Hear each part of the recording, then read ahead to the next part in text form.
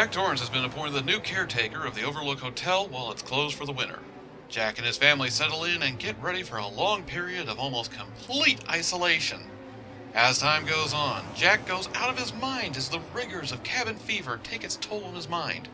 He also has no access to alcohol, is experiencing writer's block, and his eyebrows are turning into bat wings. This man's got a lot of issues. The film was directed by none other than Stanley Kubrick, who also wrote the screenplay based on Stephen King's novel. Diane Johnson co-wrote the screenplay with Stanley. John Alcott was the cinematographer who helped get those amazing shots the movie is known for.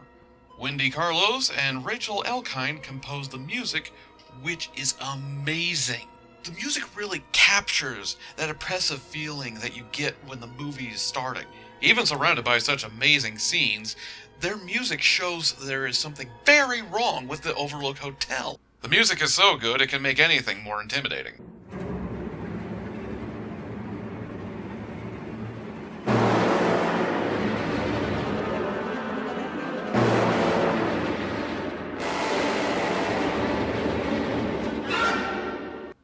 Okay, not everything, but you get my point.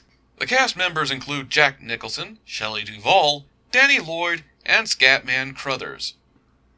And no, just because his first name is Scatman doesn't mean he's that Scatman.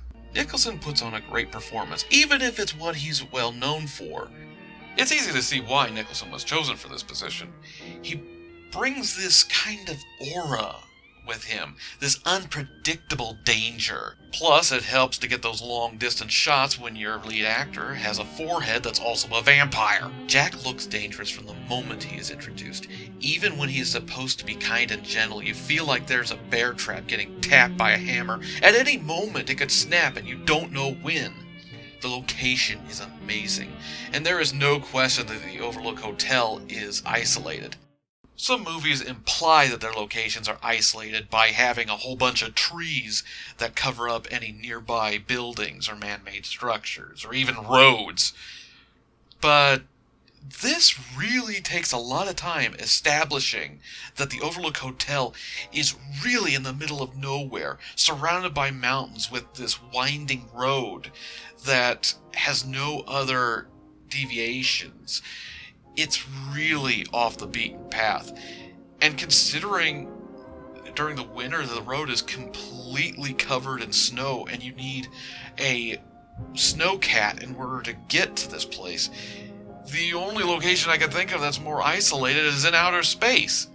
The cinematography is outstanding, and nearly every frame presented is like a living portrait. The atmosphere makes you feel like the whole building is closing in on you, and the film can get very scary as events unravel. I think I've been talking too critically about the film. How about some pandering? There's a scene in the film where a drop-dead gorgeous and completely naked woman steps out of her bath very slowly. The camera stays in place, and the scene has full frontal nudity, with nothing being hidden. Because this is a very slow scene, you will easily find enough time to find the pause button on your remote. And once you've enjoyed the scene to its fullest, be sure to watch the rest of the film. This really is the most beautiful horror film I've ever seen, and that's even considering Suspiria. But there are some problems that need to be addressed. All the main characters seem to have a main quality they all embody. Jack, as I said earlier, is insane and could lash out without warning. Wendy always looks scared and acts frightened. Dick is always kind and protective, and Danny represents an innocence caught in the middle of a terrible situation. But they don't seem to demonstrate any other characteristics beyond that. They are very one-dimensional, and even when they try to give a little bit of feeling like there's some depth to them, it's never explored, and it doesn't really feel natural. Scenes like this man getting a blowjob from a furry doesn't make much sense in the whole context of the film. I don't know if Jack is the one who is haunted or the hotel. The scenes with the supernatural are handled so weird that I get really confused at times. And scenes like this don't help with that confusion. But there is one thing I should mention. This one topples all other problems I could ever have with the movie. It doesn't have to do with anyone's performance or how scenes were made. It's with Kubrick.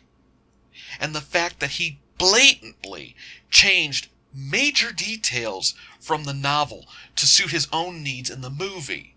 King even confronted Kubrick about this, and he simply dismissed King's issues. For instance, the Overlook Hotel was supposed to have a theme of warmth, but Kubrick made it cold.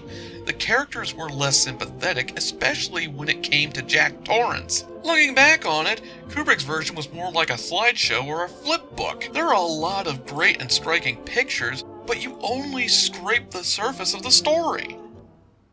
I know some of you are really big fans of this, and I am not shitting on you at all for loving this. I like it myself.